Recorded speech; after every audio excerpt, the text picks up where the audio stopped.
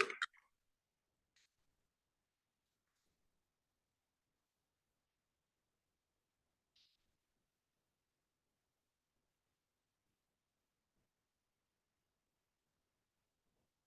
very good evening. We have with us this Pallavi Saxena. Pallavi, we welcome you here on this platform where you have very humbly accepted our request of mentoring our current student. I want to tell you, Pallavi is one of our UPS aspirant alumni, to put it in 3 words if I have to.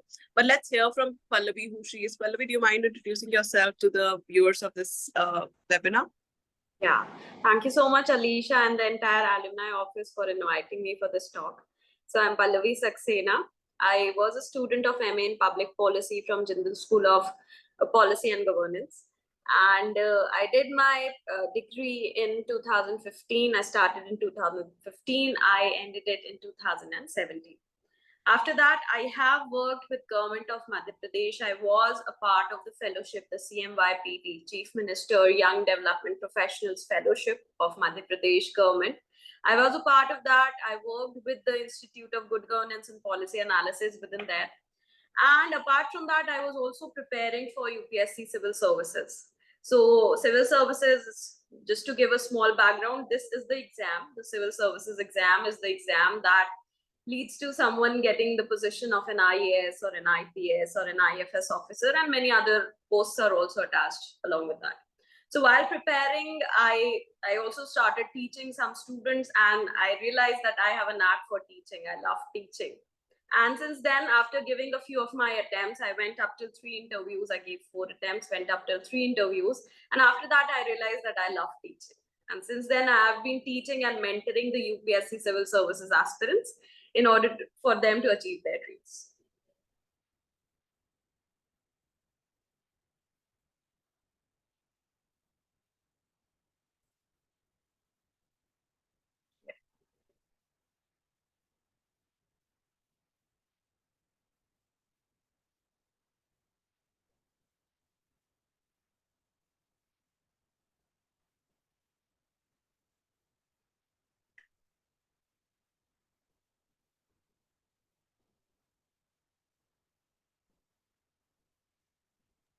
There's been some struggle with my network. I'm extremely sorry. I was trying to unmute and what happened.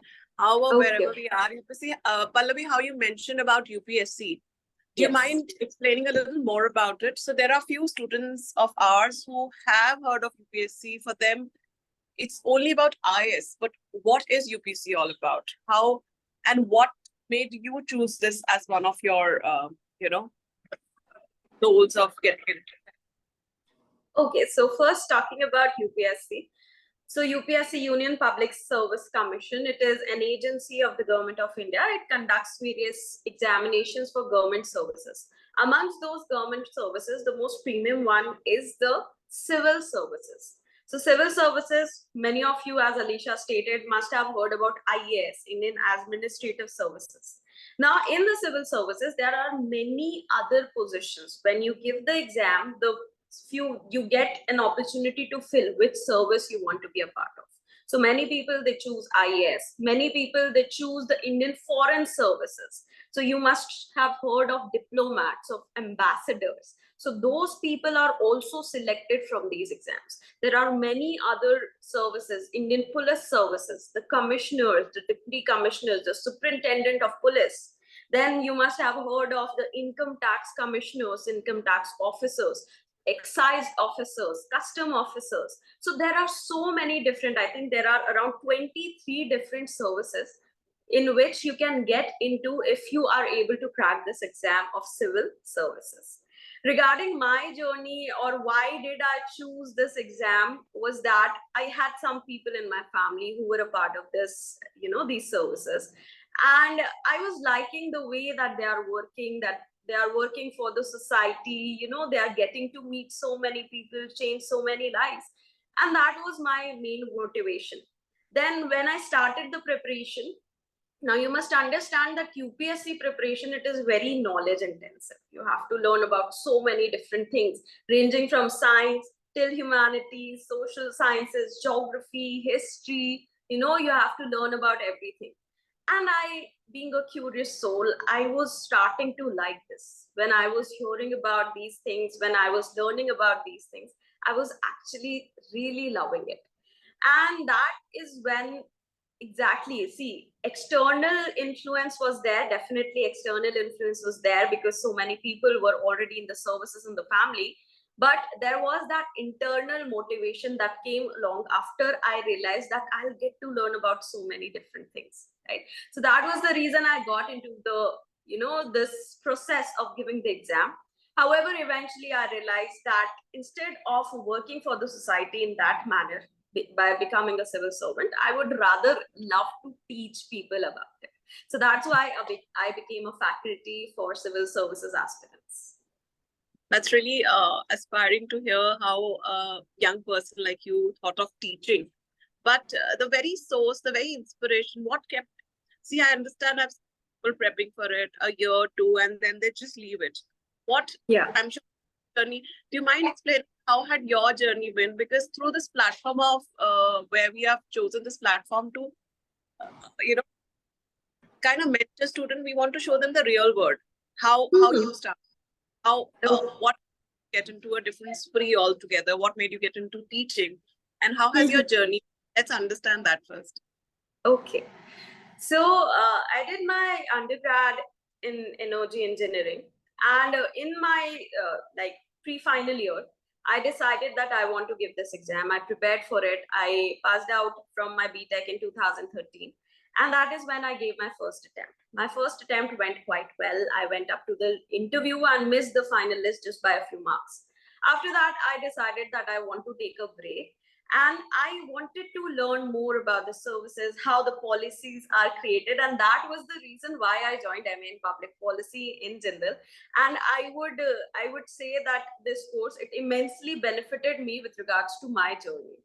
Then 2015 till 2017, I was in Jindal. I was doing my MA, and I decided to give my second attempt in 2017. So in 2017, I gave another attempt. I again went up till interview. Then I couldn't clear the exam. 2018, I was not able to qualify the mains, but in 2019, I did qualify mains, once more interview. But then I realized it's okay.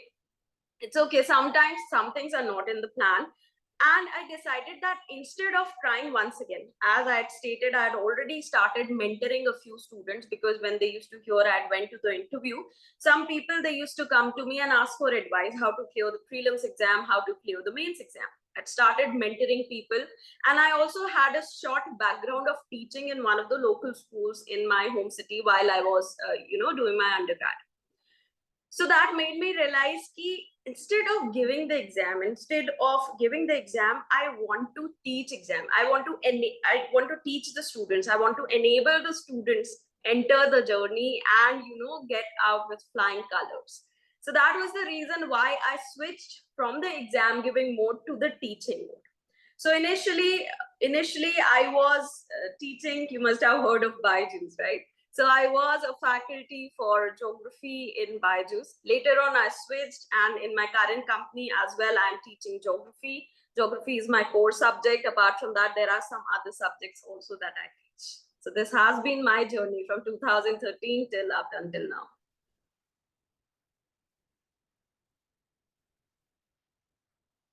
Pallavi, what struck me was that you gave your second attempt while you were in Jindal.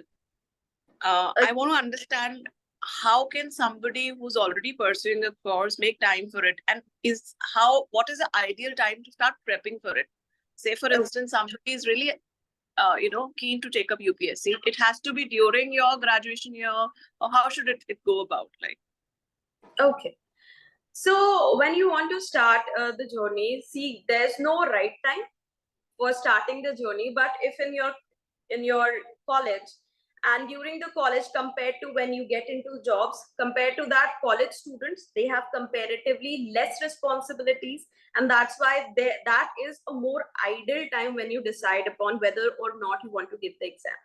So I would suggest, if you are in your pre-final year or in your final year, that is the best time to start the preparation. If you have just entered the final year, I'm sure in August, I guess, the students, they'll enter the final year, the ones who were in the pre-final.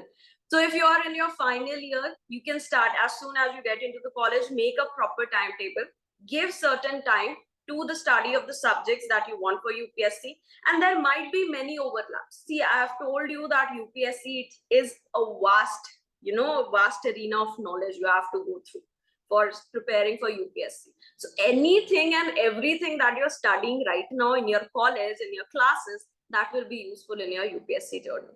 Apart from that, if you want to start the preparation, one thing that I will suggest you very strictly, you need to start, making yourself aware about the current events surrounding you. So whatever is happening, you need to read newspaper. You need to be aware of what is happening, why it is happening, the 5 questions, what, when, how, why, where. These 5 questions about anything, you need to be aware about that, right? So when you have decided that you want to start, you want to give this exam, best time is pre-final or the final year. Take a look at the exam, assess yourself whether or not you'll be able to, commit yourself, because this is a 1-year long game. The prelims, it takes place in May or June, and the final results also come out in April end, right? So it's a 1-year long journey. You need to be prepared about it. Got that, Pallavi. Like you said, it's a journey, but we are still, for those who are prepping for it, I think there are certain stages of exam. And what first, we want to understand those stages of exam, and then I want to understand the subjects, like you said, you choose a subject. What are the options? What should one go about it? Like a little, a generic view of it, if you could explain. Okay. Sure. So the exam, it has 3 stages. In every stage, there is filtering out of the candidates. So the first stage is the prelims. So when you fill the form of UPSC, the first stage that you have to give, everyone who has filled the form, they are given the chance to appear for the prelims exam. In the prelims exam, they'll ask you very, MCQs. So one single answer, 4 options, one single answer. So you will be asked 100 MCQs in one paper and 80 in another paper. There are 2 papers. One is the general studies paper, where you get your subjects ranging from, social sciences to science, everything. In the second paper, that is your CSAT paper. In the CSAT paper, Civil Services Aptitude Test, it is called. There you get logical reasoning, data interpretation, you get certain questions from maths, you get certain questions from English, comprehension value, the questions regarding comprehension. So you get those kind of questions. So in prelims, you have 2 papers. In the mains, second stage is mains. If you have qualified the prelims, only then you are allowed to appear for the mains. So after the prelims have ended, around 20 days after the prelims, the UPSC releases a list of the people who have qualified the prelims, and they have now entered the main stage. In the mains, there are subjective papers. You get the questions, you write the answers. So there are 9 papers in the mains exam. What all 9 papers are there? We have 1 essay paper. In the essay paper, you are given choice in section A, 4 topics. Amongst that, you have to choose one and write the answer, write the essay on that. In section B, again, 4 options, choose one and write the essay. So basically, in 3 hours, you have to write 2 essays in the first paper. The second paper, it is General Studies paper 1. In the General Studies paper 1, you get history, geography, and society and social issues. So these are the 3 parts of GS paper 1. Then you have your GS paper 2. In the second paper, you get your polity, governance, social justice, and international relations. Then GS paper 3, the 4th paper. In that 4th paper, you get multiple subjects.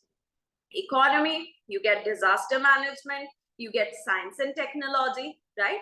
You get environment. So these 4 subjects are in GS paper 3. And then comes GS paper 4, where you get your psychology and aptitude.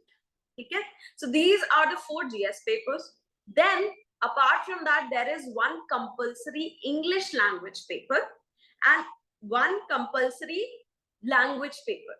Now, in English language paper, You do not have to choose amongst languages. You get English paper, you have to write the answers. And you must get at least 75 marks in the English language paper in order to qualify the mains.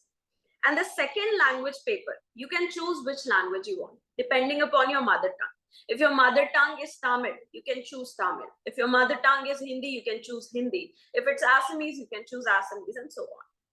There are all the scheduled languages that are present in the 7th schedule of the Indian Constitution. You can choose any of those to appear for your second language paper. This language paper, again, is a qualifying paper. In this, you need to score 90 marks or above in order to clear the mains exam. Then you have your 2 optional papers. You have to choose. There is a list of many options ranging from geography, history to maths, electrical engineering. You get subjects like law, like accounting. So there is a big list, 50 plus subjects that you can choose from. So you need to choose one of those subjects and you need to study it very well for the 2 optional papers. So in the morning, you have one. In the evening, you have second. Same subject. It is divided into paper 1 and paper 2. You have to give both the papers. Now, in order to qualify mains, what all things are required? 1, you must have qualified both your language papers. And second, your aggregate marks in the rest of the 7 papers, it should be above the cutoff that the UPSC has decided. Okay. So now, if you are able to qualify the mains exam, after giving these 9 papers, if you are able to qualify the mains exam, you enter the 3rd and the final stage. This stage is the interview stage. If you have cleared everything, you have certain marks in your mains exam. Okay. Then you come and give your interview. The interviews, they are held in the UPSC office, that is the Dholpur house, very near to the India Gate. It is in Delhi. So over there you go. There are multiple panels that are present. They pick for you which panel you'll go to give your interview. You enter there. Every panel has 5 people. They ask you questions based on a very detailed form known as detailed application form that you are filling. This form has all the information about you, from your name till your hobbies, what were your marks in class 10, what your parents are doing, which all cities have you lived in throughout your life. So every detail that detailed application form has. And on the basis of that, plus on the basis of the current affairs that are going on, you get marks on your interview.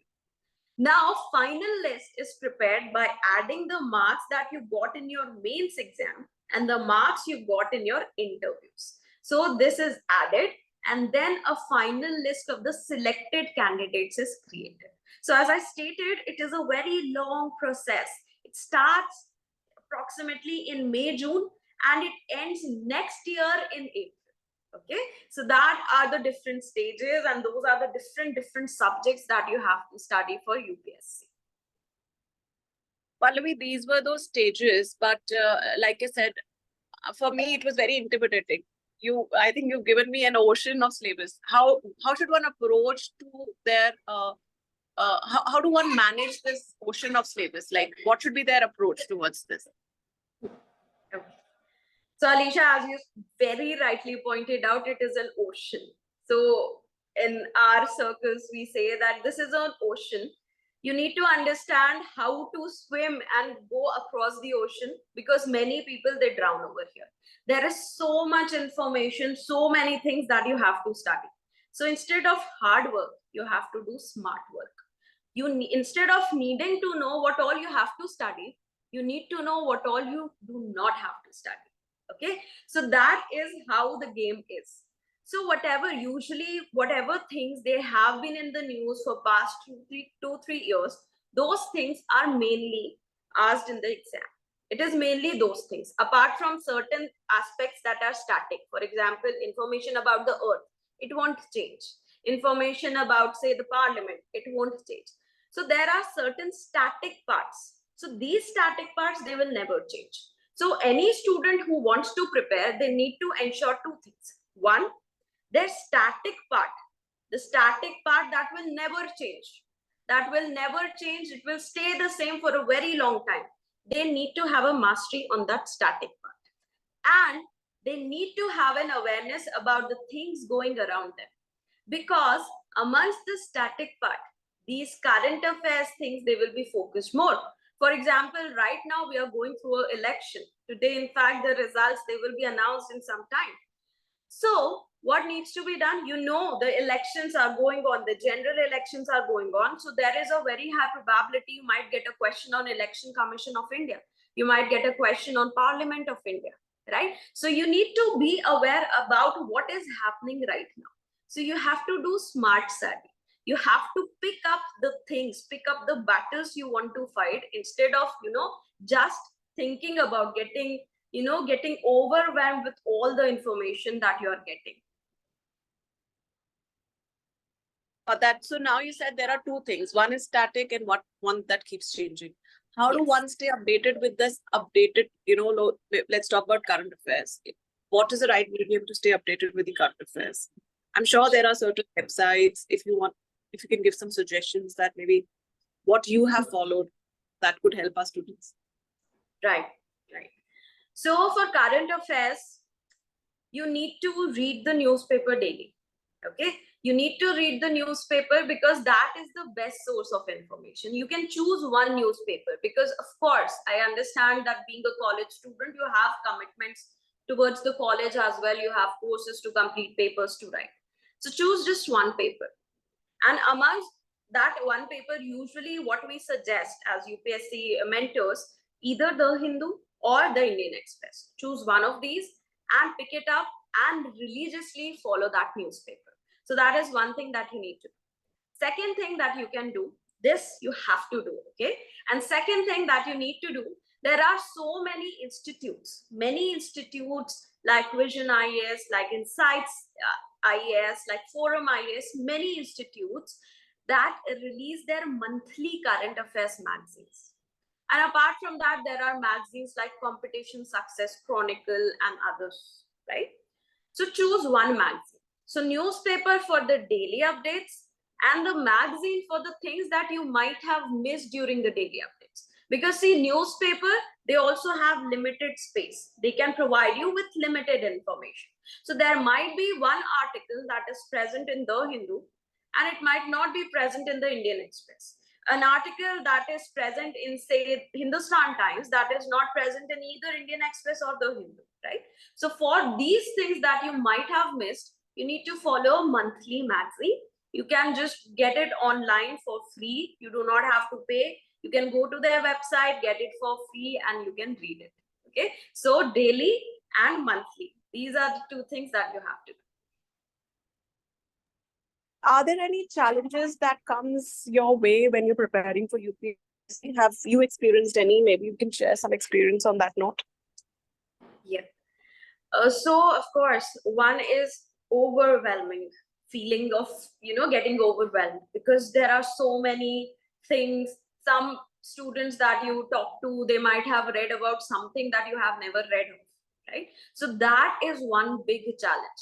So you need to keep yourself calm. You need to keep yourself composed. That, okay, I might not have heard of it, but I'll look it up.